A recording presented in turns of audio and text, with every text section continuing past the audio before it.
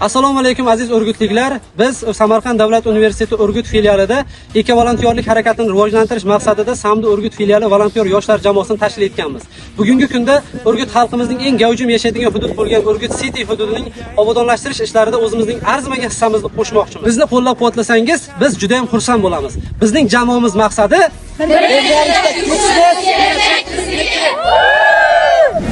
yo'ldoshimiz baxt bo'lgay, vatan bizdan kutmoqda buyuk ishlar, bu ishonchdan jo'shar ishtiyoqimiz.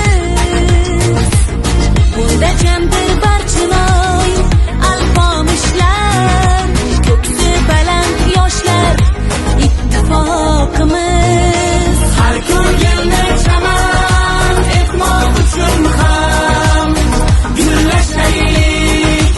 O'zbekiston yoshlari buyuk kelajakka yetmoq uchun ham birlashaylik. O'zbekiston yoshlari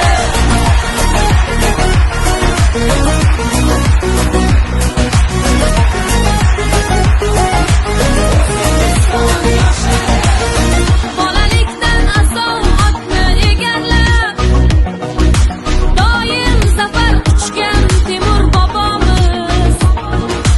12 yoshida taxtni egallab, yurt boshqargan bizning Bobur bobomiz.